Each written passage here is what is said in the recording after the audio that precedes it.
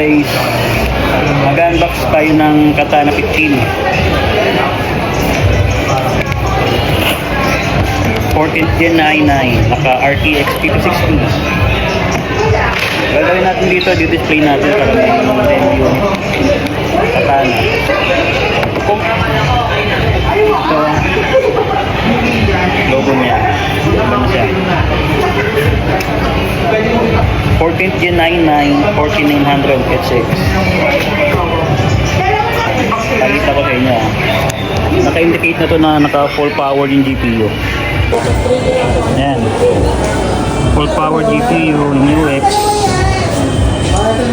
i9. Ano nito, yung refresh rate naka 165 Hz na QHD anti-glare. 165 QHD. Wi-Fi 6. Ka-impose na yan, master. Oh, ka-impose na yung Dragon yan. Saka naka-HX series na yung processor na ito. So, check natin yung charger kung ilang watt yung gamit ng charger. Ito, 80 power adapter.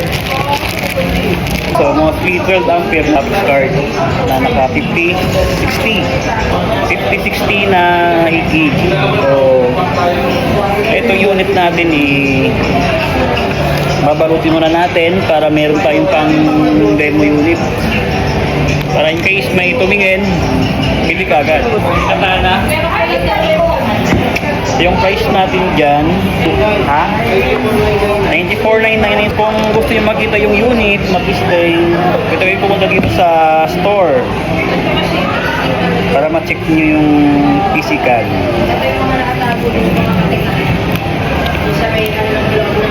Balutin ko muna siya para may pang demo.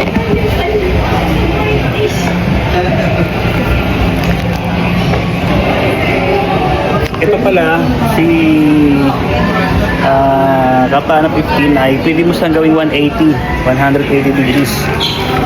Diba before mga 180, ano lang, 140. Ngayon, makita ko sa inyo pwede siya nating 180. Yan. Luting ko lang muna to para may display kami ng Katana. Ito talaga yung specialty ko, yung pagbalot ng laptop. Specialty. Kailangan maganda rin yung balot ng laptop para maraming bumili. Kita nyo ba yan? Kailangan ba natin yung plastic?